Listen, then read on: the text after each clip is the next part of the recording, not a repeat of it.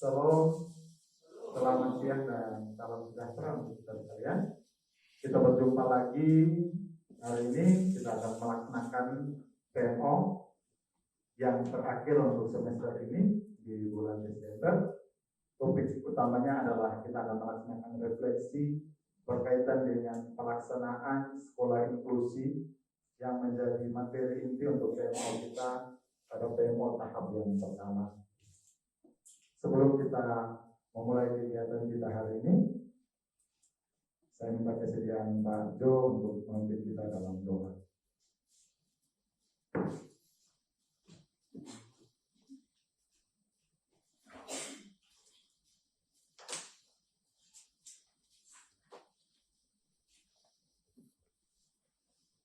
Baik, Bapak Ibu sekalian, sebelum kita melakukan kegiatan kita pada sore hari ini, mari kita doa. Tuhan Yesus yang baik, bahwasanya kami, Bapak Ibu Guru Sekolah Citra Bangsa Mandiri, akan melaksanakan PMO dengan agenda kami evaluasi dan inklusi. Tuhan menolong, Tuhan memberkati, biarlah apa yang kami bicarakan sebentar dengan evaluasi ini boleh berjalan dengan baik. Kiranya Allah memberkati dari awal sampai dengan akhir kegiatan kami. Haleluya. Amin. Baik, terima kasih Pak Jo. Kita akan sama-sama menyanyikan lagu Indonesia Raya. Kepada petugas dipersilakan. Mama Asis, mohon kesediaan depan. Bapak Ibu Guru dipersilakan untuk berdiri.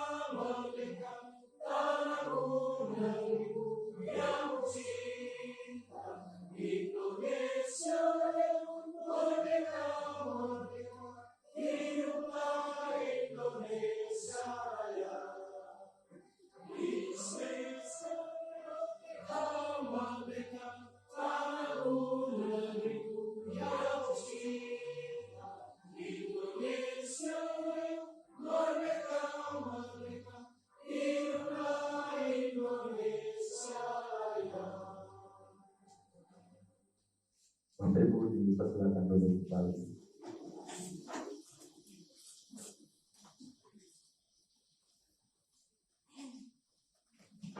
Baik, di awal sebelum kita masuk pada kegiatan inti, kita akan mendengarkan sambutan oleh Pak Putra selaku Wakil Kepala Sekolah bidang kurikulum.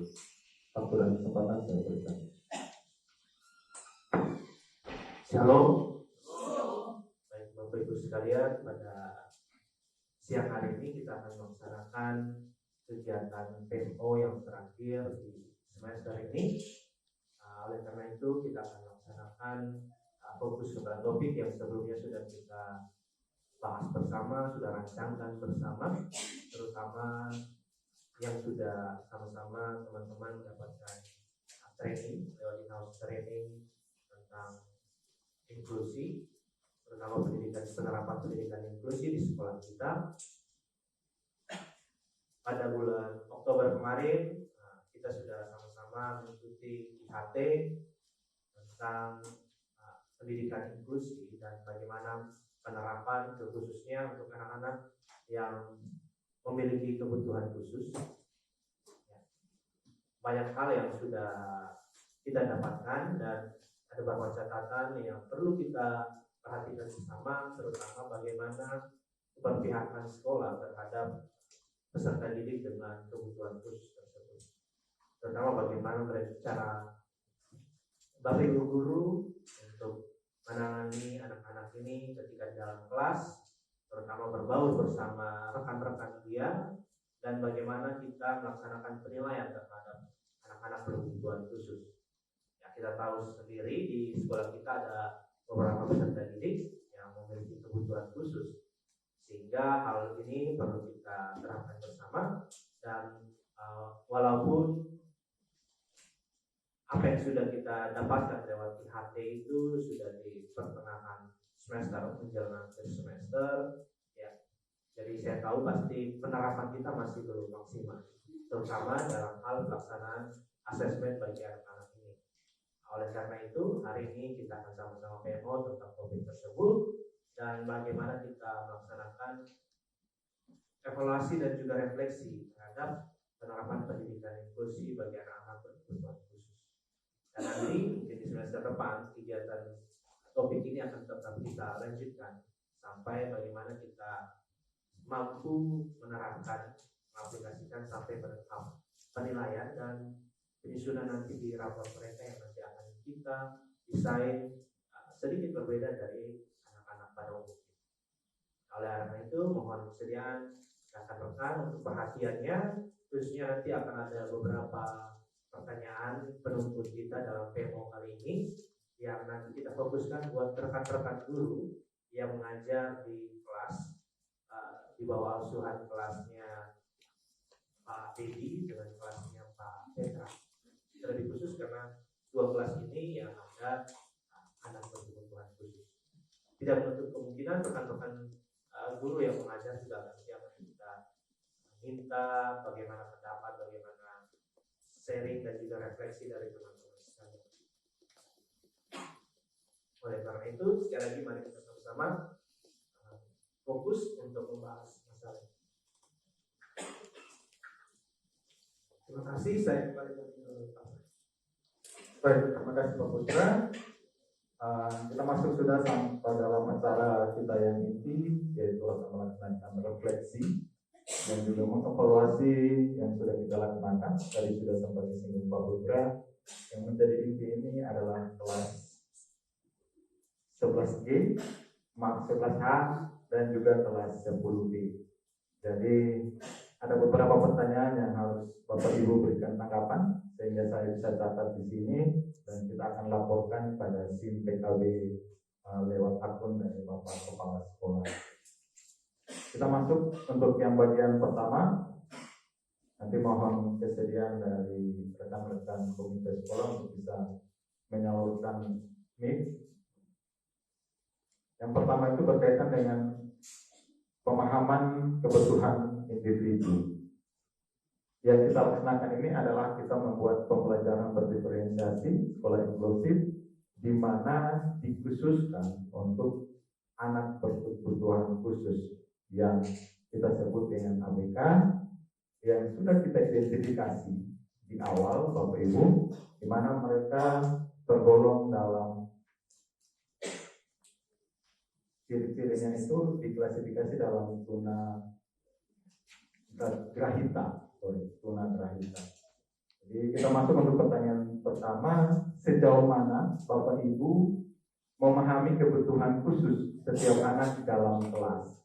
Ini dikhususkan, saya mohon tanggapan dari 1 atau 2 orang guru yang mengajar di kelas 10D dan kelas 11H.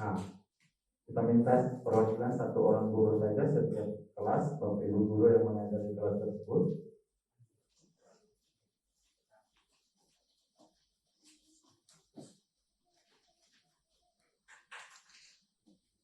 Baik, silakan siapa yang mau memberikan tanggapan Bapak Ibu. Sejauh mana Bapak Ibu memahami kebutuhan khusus setiap anak di dalam kelas? bagaimana Bapak Ibu bisa memahami kebutuhan khusus setiap anak untuk anak kita Revan, Adriel, dan juga Ingrid. Itu yang menjadi fokus kita. Saya minta tanggapan dari kelas 10D.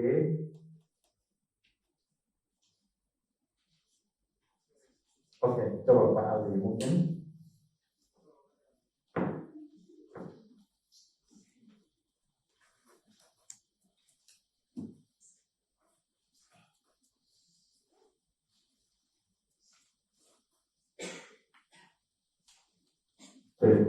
Baik, berkaitan dengan pernikahan Bapak.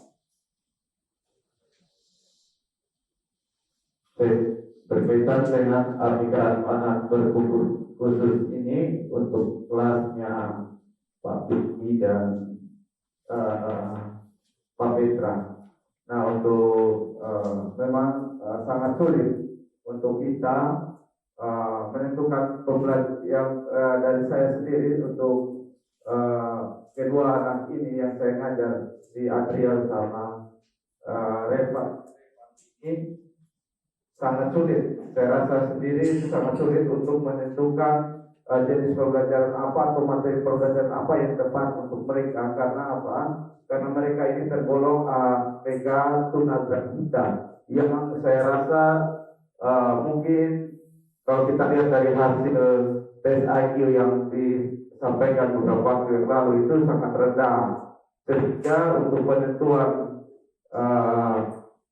jenis proses pembelajaran apa yang tepat untuk mereka ini agak sulit. Karena itu saya rasa kedua anak ini kita kalau bisa nanti di pelajaran yang baru itu atau di semester depan itu kita menambahkan satu orang guru yang spesialis untuk menangani anak-anak tunagrahita. Kalau anak-anak tunagrahita bisa saja kita memperbaiki bagian fasilitas, tapi kalau untuk memahami tentang anak tunagrahita ini agak sedikit sulit. Jadi saya sampai sekarang ini masih kesulitan untuk memberikan kegiatan pembelajaran apa yang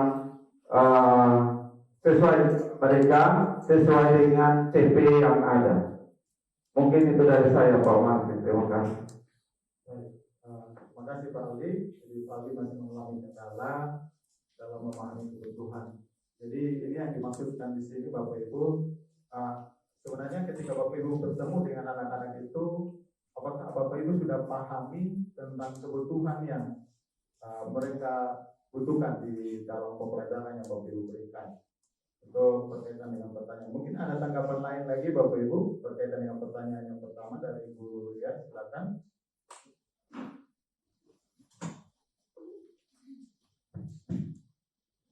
Baik, terima kasih Pak Martin atas kesempatan yang diberikan. Saya akan mencoba memberikan tanggapan saya terkait kebutuhan anak Adriel dengan Revan yang saya coba analisa sejauh saya mengajar pelajaran bahasa Indonesia di kelas 10D. Yang pertama, kedua anak ini susah memaknai setiap kalimat yang disampaikan dalam mentransfer pengetahuan. Jadi solusi yang biasa saya terapkan adalah saya menerjemahkan kembali materi itu ke dalam bahasa yang sangat sederhana, di mana kosakata yang mereka pahami itu sudah sangat sesuai. Jadi bisa dikatakan mereka punya kosakata yang sangat terbatas dan ini menjadi kendala dalam penyampaian informasi pelajaran. Kemudian yang kedua, untuk anak Adriel kita tahu selain memiliki kebutuhan sebagai tunagrahita, anak Adriel juga susah menolong dirinya sendiri. Jadi ini menjadi poin tambahan yang biasa kami lakukan di kelas, yakni menolong Adriel untuk membuka bukunya, mengambil pulpennya dan segala macam untuk siap mengikuti pelajaran. Jadi untuk mempersiapkan anak Adriel itu butuh waktu lagi. Karena memang itu tadi belum mampu menolong dirinya sendiri. Kemudian yang ketiga, keduanya sangat mudah lupa. Jadi informasi pelajaran yang kita sampaikan, kita tanyakan ulang lagi dalam bentuk pertanyaan sederhana, sudah lupa. Jadi kita mencoba kembali menjelaskan materi itu berulang-ulang kali sehingga anak tersebut bisa memahami dan mengingat kembali informasi pelajaran itu. Itu 3 hal yang bisa saya sampaikan, Pak Marvin. Terima kasih. Baik, terima kasih Bu Ria atas tanggapannya. Saya rasa untuk pertanyaan yang pertama sudah kita dapat inti. Kita masuk ke pertanyaan yang kedua. Bagaimana Bapak Ibu mengidentifikasi dan memahami gaya belajar daripada anak berkebutuhan khusus itu sampai pada tingkat pemahaman setiap anak?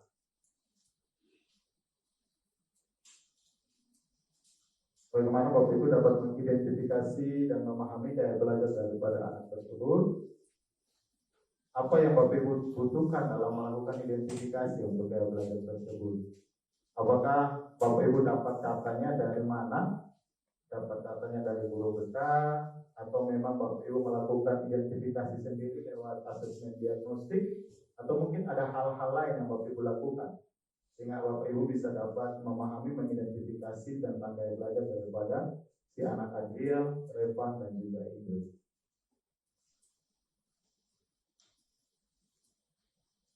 Oh, dari Maulia, silakan. Mohon untuk mic-nya bisa diteruskan ke Maulia.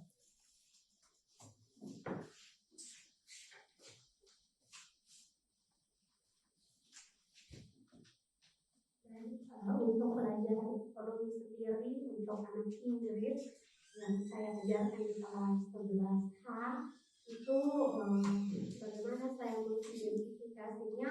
Yang pertama dari laporan dari guru BK, wali kelas, dan juga asesmen diagnostik yang saya lakukan di pertemuan awal untuk mengenal bagaimana situasi dan kondisi daripada peserta didik. Nah, untuk level untuk pembelajaran ekonomi memang masih agak kesulitan karena memang anak Inggris ini untuk pelajaran khususnya pelajaran saya ekonomi, dia baru di level untuk menulis kembali, Pak, karena ekonomi ini dia tidak ada di fase A yang pelajarannya sudah dipelajari di SD, tapi yang paling rendah itu ada di fase C kalau tidak salah, yang SMP kalau tidak salah. Itu pun materinya sudah agak berat untuk anak Inggris. Jadi kalau yang biasa saya terapkan sepanjang setelah mengikuti IHT, kita coba bersepakat untuk setiap tugas yang dari yang anak Inggris individu itu dia coba menulis kembali sesuai arahan kita. Memang sekarang sudah mengalami sedikit peningkatan. Jadi dari awalnya untuk menulis itu dia harus dibimbing, oh dari sini sampai sini, kadang kata-katanya juga kita harus baca kembali, kita harus baca kembali. Tapi untuk akhir-akhir ini tuh dia sudah bisa ada perkembangan sampai 1 paragraf itu dia sudah bisa untuk menyalin. Tapi memang continue terus-menerus pendampingannya baru sampai tahapan menyalin saja untuk tugas ini. Terima kasih Pak. Baik, terima kasih Maulia atas tanggapan yang diberikan. Saya rasa intinya sudah didapat, yaitu Maulia membangun komunikasi dengan guru BK, di mana guru BK juga sudah mendapatkan data berupa hasil tes psikologi sehingga sudah diteruskan kepada Bapak Ibu guru. Terus ada juga membangun komunikasi dengan wali kelas dan juga melaksanakan asesmen diagnostik sehingga Maulia dapat mengidentifikasi sejauh mana pemahaman daripada anak berkebutuhan khusus yang Maulia sudah ajarkan. Kalau gitu kita lanjut ke topik yang kedua, Bapak Ibu, tentang adaptasi materi dan metode pengajaran. Di di mana pada beberapa bulan yang lalu kita sudah melaksanakan in-house training. Kita mendatangkan berbicara dari salah satu sekolah luar biasa yang ada di Kota Kupang, dan kita sudah dapat pemahaman bagaimana kita menerapkan pembelajaran berdiferensiasi untuk anak yang berkebutuhan khusus. Sehingga untuk pertanyaan yang pertama, Bapak Ibu, apakah Bapak Ibu telah berhasil mengadaptasi materi pembelajaran dan metode pengajaran untuk memenuhi kebutuhan anak-anak berkebutuhan khusus? Setelah melakukan in-house training, apakah Bapak Ibu sudah berhasil mengadaptasi materi pembelajaran yang diberikan, ataukah mungkin Bapak Ibu masih menerapkan capaiannya yang sama atau materinya yang sama? Silakan Bapak Ibu, mohon tanggapannya, karena hasil dari ini yang akan menentukan kita apakah topik ini kita lanjut atau kita sudah di semester ini. Baik, silakan Pak Petra.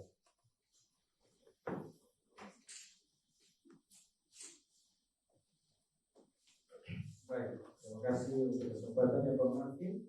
Saya mencoba mendeskripsikan tentang anak Inggris. Jadi anak Inggris secara khusus adalah anak walinya saya. Jadi akhir-akhir ini saya mendapati bahwa anak ini ternyata gaya belajarnya dengan menonton video. Jadi menurut cerita dari bundanya atau ibu yang biasa bersama-sama dengan Inggris, anak ini sangat menyukai cerita-cerita video tentang Yusuf. Jadi saya mencoba untuk menonton bersama-sama dengan Ingrid cerita Yusuf. Dan ternyata sebelum menonton cerita Yusuf saja, Ingrid sudah senang dan Ingrid langsung kasih tahu Yusuf. Ini untuk anak Ingrid. Ya, jadi mungkin gaya belajar yang bisa saya simpulkan untuk anak ini adalah dia audio visual. Dia cepat tangkap dengan melihat dan mendengarkan secara langsung dalam bentuk gambar atau gambar bergerak seperti video. Kemudian metode pengajaran yang mungkin bisa sama-sama kita guru mapel berikan kepada anak ini dengan memberikan referensi video yang berkaitan dengan materi pembelajaran dan mungkin penambahan penjelasan dari guru mapel secara khusus untuk anak Inggris. Jadi perlu untuk kita dekati anaknya, melakukan pendekatan khusus terhadap anak berkebutuhan khusus. Demikian, terima kasih.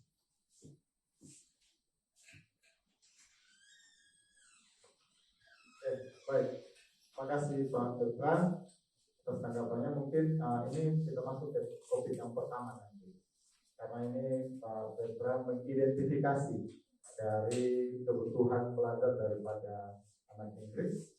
Yang kedua ini berkaitan dengan apakah Bapak Ibu sudah berhasil menerapkan hasil dari in-house training itu tidak, yang sudah dibawakan oleh pemateri dari sekolah luar biasa SLB Kota Raja ya, SLB Kota Raja Negeri, SLB Negeri Kota Raja.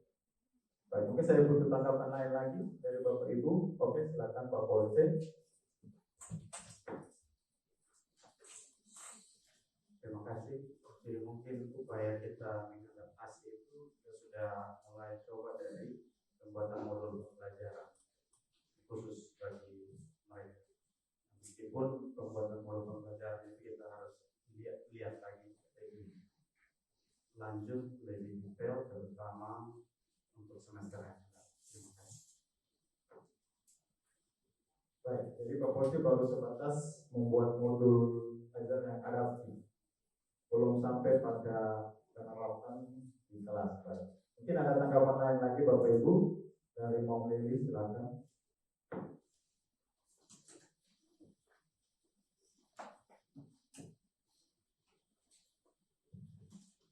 Baik, pertama-tama terima kasih untuk kesempatan yang diberikan.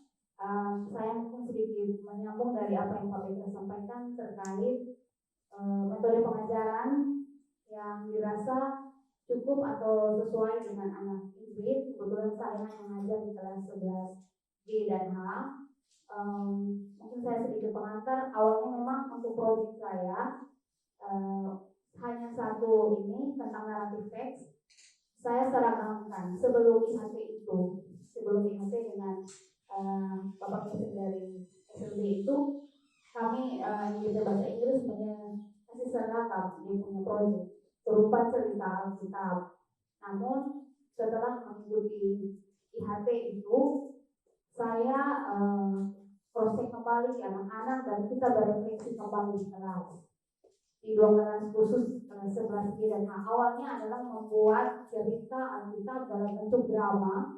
Jadi kami ada berikan 5 cerita anak yang hilang, Esau dan Yakub, itu didramakan. Tapi dari yang saya lihat 11B progresnya lebih cepat dari 11H, mohon maaf. Tapi itu tidak membuat saya langsung marah atau apa, tapi saya memberikan kembali kepada anak-anak di kelas 11H. Saya memberikan ruang untuk mereka terbuka. Setelah IHT itu saya ingat persis, jadi saya langsung ambil tindakan. Saya tidak bisa memaksakan mereka setelah IHT itu, jadi saya memberi ruang bagi mereka bicara dan mereka sampaikan mereka tidak mampu.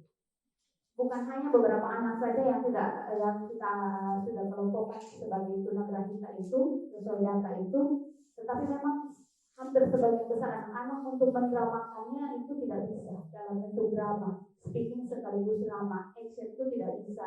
Sehingga kita di tengah jalan saya merubah. Saya tidak memaksakan dengan proyek yang awalnya dirancang dari modul ajar itu, saya tidak memaksakan. Saya lanjut ke untuk 11G dan 11H hanya membuat video cerita Alkitab tidak didramakan.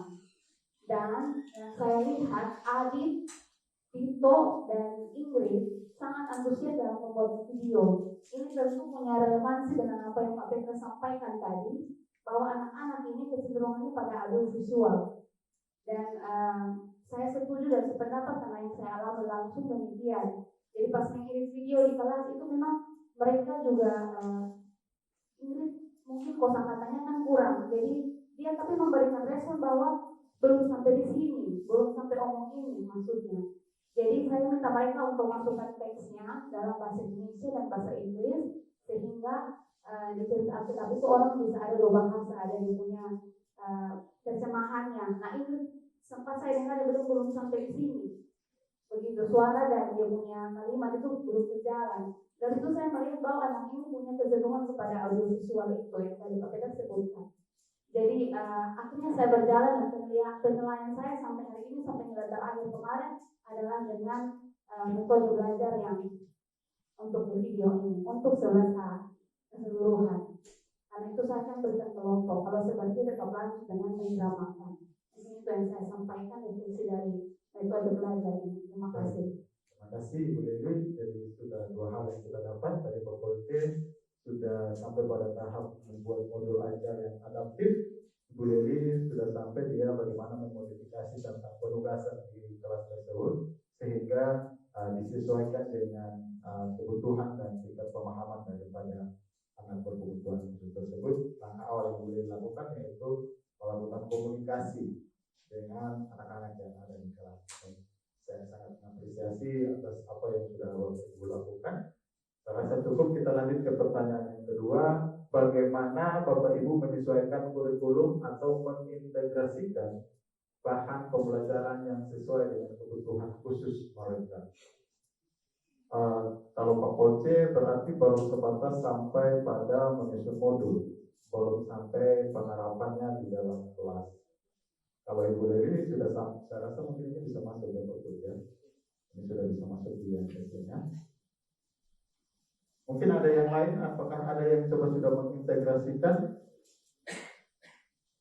Ibu Ria, kalau tidak salah Ibu Ria sampai asesmennya sudah, asesmen akhir yang kemarin Ibu Ria sudah coba membedakan ya.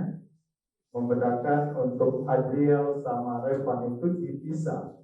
Jadi tidak digabung bersama di kelas menggunakan aplikasi lewat HP maupun laptop, tapi Ibu Ria memberikan soal dan langsung mendampingi secara khusus. Jadi untuk asesmennya Ibu Ria sudah lakukan asesmen akhir. Mungkin di kelas ketika pembelajaran apakah dibedakan untuk anak-anak tersebut, Ibu Ria? Dibedakan, baik. Mungkin ada yang mau disampaikan, Ibu Ria, berkaitan dengan penerapan di kelas.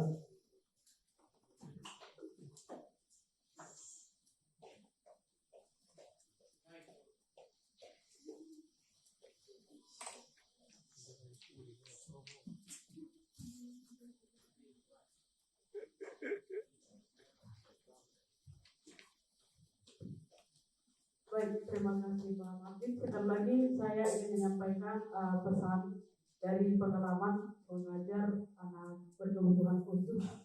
Dalam hal ini tunagrahita.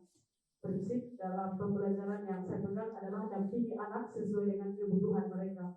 Perkembangan setiap anak itu berbeda-beda, tetapi bukan berarti mereka tidak memiliki kemampuan kognitif. Jadi dalam kelas untuk Adriel dengan Revan, saya dampingi seperti kami bukan belajar formal, tetapi lebih dari pendekatan personal dan penggunaan tata bahasa sangat penting.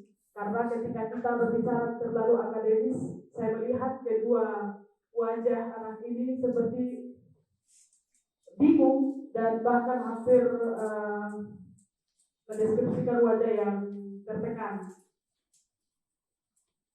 Jadi sangat penting pada poin yang saya sebutkan tadi, pemilihan kosakata dan cara kita membawa mereka untuk berpikir dan juga menerjemahkan setiap informasi pelajaran. Sehingga harapan saya dalam setiap pertemuan harus ada yang baru, informasi yang baru yang mereka bisa bawa pulang. Dan untuk mencapai hal ini, maka saya mencoba membahasakan informasi pelajaran itu dengan sesederhananya sehingga mereka mengerti. Demikian saja Pak Martin, terima kasih. Baik, jadi yang Ibu Ria lakukan itu memang capaiannya sama, tetapi bagaimana Ibu mengkomunikasikan kepada anak tersebut itu lebih diberatkan lagi. Iya Pak, pencapaian sama tetapi caranya itu yang berbeda.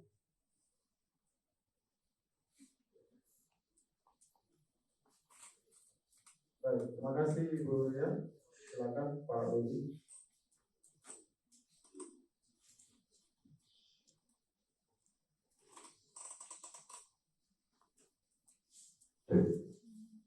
Baik, terima kasih buat kesempatan yang diberikan kepada saya, Pak Martin. Saya selaku wali kelas dari Adriel dan Revan. Saya mungkin mendengar semua yang sudah dikatakan oleh Bapak Ibu guru yang menangani mereka di kelas dan mengajar mereka tentang metode pembelajaran. Nah, kita semua sendiri tahu bahwa kita semua baru dalam menangani anak-anak yang berkebutuhan khusus.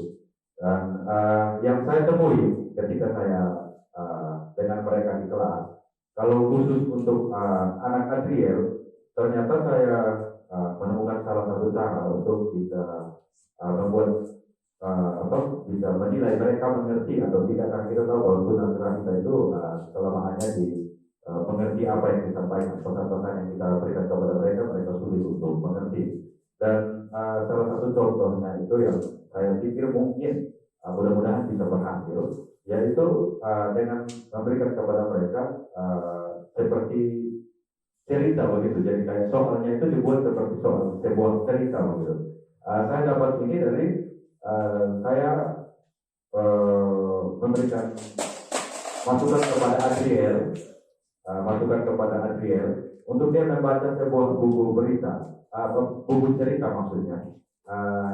Waktu itu dia baca buku cerita dan saya suruh dia bilang begini, nanti kalau setelah selesai membacanya, Adriel nanti cerita ke Pak ya apa yang Adriel baca. Nah, dan puji Tuhan ternyata anak ini bisa menceritakan dengan baik. Di situ dia baca tentang kisah Samuel dipanggil oleh Allah. Jadi ketika dia membaca membaca tersebut dan tadi minta maaf saya dengar Mistri yang bilang Nah Ajli cepat lupa. Ternyata dia baca